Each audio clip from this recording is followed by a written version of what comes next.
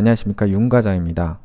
네, 오늘 그 코스피, 코스닥 얘기하기 전에 먼저 어제 미국 증시 잠깐 살펴보고 가겠습니다. 왜냐면은 이제 어제 미국 증시가 좀 특이한 양상이었고 요게 또 국내 아시아에도 영향을 미친 것 같아서 일단 요거를 살펴보겠습니다.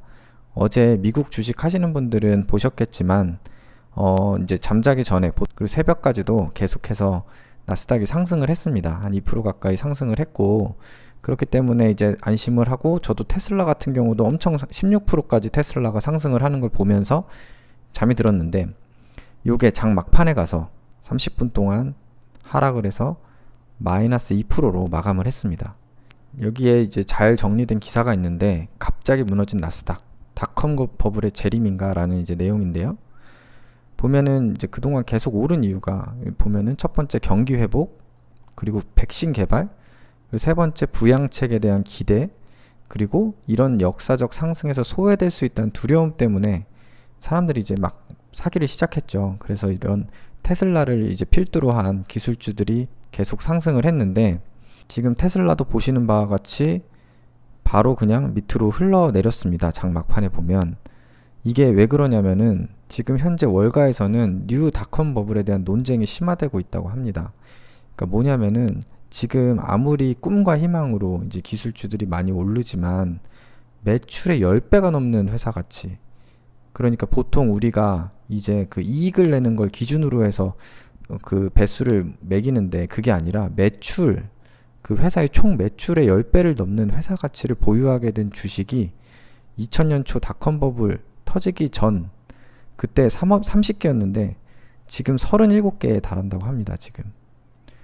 그러니까 그 어떤 회사로부터 그 시가총액 기준으로 해서 그 회사가 그런 순이익이 아니라 그냥 그 매출, 전체 총 매출로만 해도 10년을 기다려야 그 회사의 시총이 되는 지금 그런 지금 상황인데요. 지금 과연 이게 적정하냐? 이게 당연히 적정하지 않죠. 근데 이제 그럼에도 불구하고 계속 올랐는데, 그럼에도 불구하고 이 계속 오르는 게 언제까지 오를 거냐라는 거거든요. 이날 이제 나스닥 100 지수가 장중 2% 넘게 치솟았다가 최고 기록을 세우고 꺾어져서 1% 이상 하락한 채 마감을 했는데, 이런 날이 사상 두 번째였고 첫 번째가 바로 닷컴 버블이 터졌을 때라고 합니다.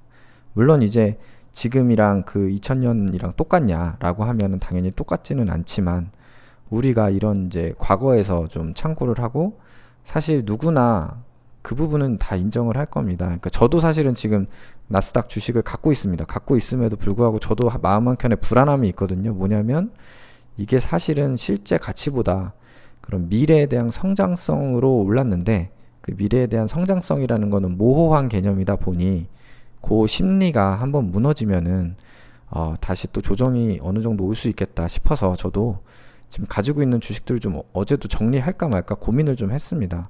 보면은 이런 테슬라 같은 경우 지금 벌써 82%, 사실은 어제 16% 올릴 때 이게 120%인가? 거의 120% 수익률이었던 것 같아요. 제가 800불에 샀는데 1700불이 넘었으니까. 그래서 정리를 해야 되나 싶을 정도거든요. 저도. 그렇기 때문에 지금 아마 다 비슷한 마음일 거라고 생각을 하고 있고요.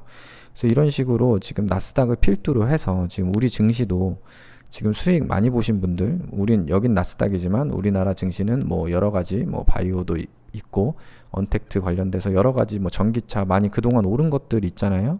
그것들에 대한 이제 차익 실현이 나오냐 마냐 라는 지금 기로에 서 있지 않나 싶습니다. 그래서 우리나라 증시를 보면 장중에 뭐 1% 가까이 하락을 하기도 했었는데, 다행히 이제 뭐 장 막판 이제 반등을 해가지고 한 2포인트 정도 하락한 2183으로 마감을 했습니다. 사실 오늘 뭐 뉴딜 종합정책 발표한다고 계속해서 홍보한 거에 비하면은 어쨌든 증시가 뭐 크게 힘을 받지 못한 하루였습니다. 일간으로 보시면은 이게 지금 기존 뭐 한 2200선 정도를 그려보면 지금 위에 파란 선 정도인데요. 그 이제 2200선으로 지금 빨리 터치를 할까 말까 하다가 지금 오늘도 2200선에는 도달하지 못하는 좀 모습이었습니다. 그래서 요거는 지금 기로에 서 있지 않나 싶고요. 오늘 미국장이 중요하지 않을까 싶습니다. 뭐 코스닥 같은 경우도 뭐 크게 하락하진 않았고요. 뭐 2포인트 정도 0.36% 하락한 778로 일단 마감은 했고 계속해서 5일선 위에서 계속 움직이고 있습니다. 그래서 이 코스닥도 오늘 이제 미국 증시 결과에 따라서 이제 또 영향을 받을 것 같습니다. 오늘 투자자별 동향 보시면은 역시 다시 외국인 기관은 팔고 있고요. 개인이 다시 또 매수를 하고 있습니다. 지금 금융투자 지금 계속해서 또 매도를 오늘 또 했습니다. 당일 추이 보시더라도 뭐 개인들이 꾸준히 샀고요.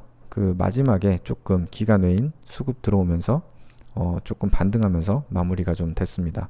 오늘 뭐 주요 종목 보시면은 주요 종목 오늘 오히려 시총 10위에서 좀 크게 하락한 종목들 많이 나왔습니다. 그동안 많이 올랐던 것들 차익 실현 매물, 그 네이버, 뭐 카카오, 그리고 LG화학 이런 이제 그동안 많이 올라왔던 종목들 있잖아요. 그런 것들이 확실히 차익 실현 매물들이 좀 나오는 모습입니다.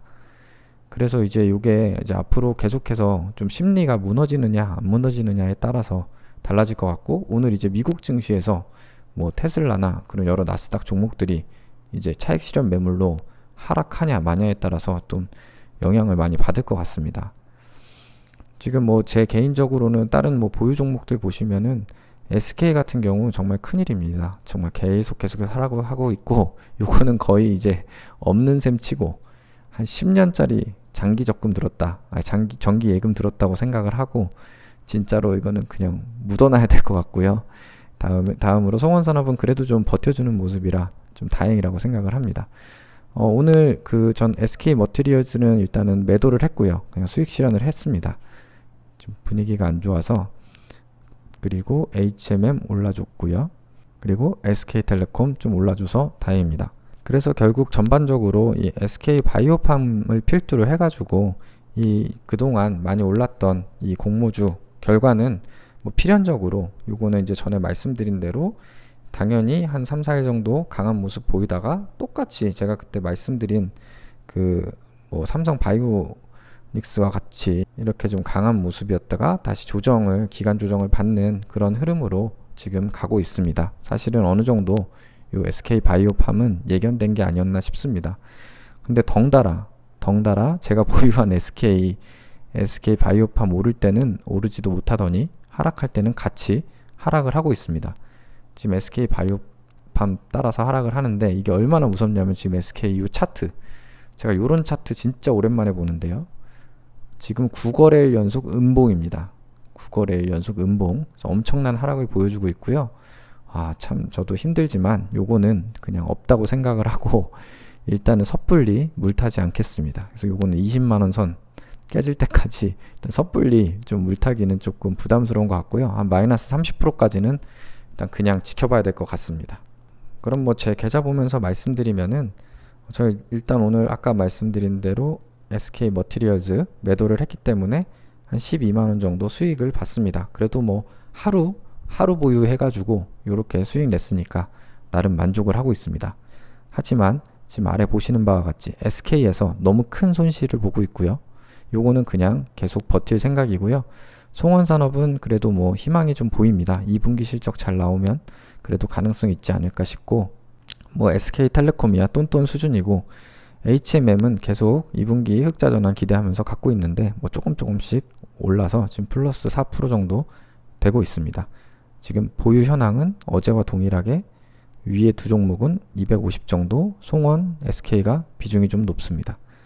그래서 요거는 이렇고요. 시총 10위 갖고 있는 것들 오늘 하락세였기 때문에 당연히 다 대부분 마이너스고요. 요거는 소액씩 다 샀기 때문에 요거는 하락할 때마다 이제 추가 매수를 할 생각을 하고 있습니다. 아직은 뭐 마이너스 5% 이상 되는 종목이 없어서 요거는 지금 그냥 관망하고 있고요. 어떻게 되나 지금 계속 살펴보고 있습니다.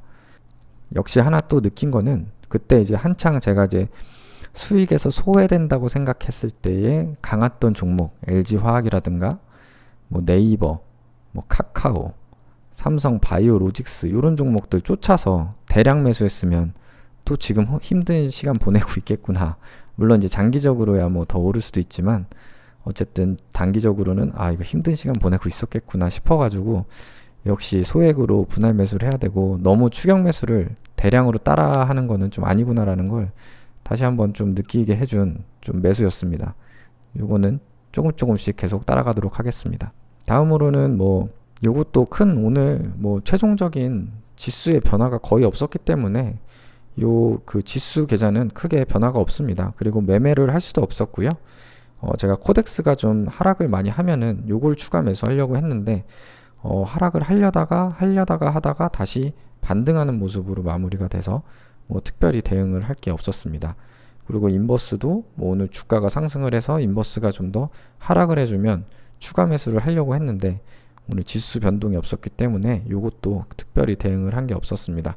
그래서 저는 개인적으로는 오늘 뭐 상승이든 하락이든 좀 그 미국 증시가 크게 움직여 줬으면 좋겠습니다. 그래서 미국 증시가 크게 움직이면 어느 정도 제가 미국 주식 중에 일부는 좀 차익 실현을 좀 할까 생각 중이고요. 다음으로 이제 다음날 내일 한국 증시도 좀 크게 상승이든 하락이든 좀 방향을 정해가지고 제가 좀 어느 정도 대응을 좀 할 수 있었으면 하는 바람은 있습니다. 그래가지고 지금 제 계좌 평가액이 별로 안 좋은데요. 뭐 지금 손실 보고 계신 분들은 저를 보고 힘을 내셨으면 좋겠고요. 수익 보고 계신 분들께서는 뭐 지금 차익 실현을 하냐 마냐 고민이 많으실 텐데 한번 좀 오늘 미국 증시 참고하셔가지고 어느 정도는 그래도 좀 그 팔기 전까지는 수익도 아니거든요. 사실 손실도 아니지만 그래서 어느 정도 리스크 관리를 잘 하셔서 좋은 결과 있으셨으면 좋겠습니다. 항상 제 영상 시청해 주셔서 감사드리고요. 응원 차원에서 구독, 좋아요, 알림 설정까지 부탁드리겠습니다. 항상 감사합니다. 그럼 또 내일 뵙겠습니다.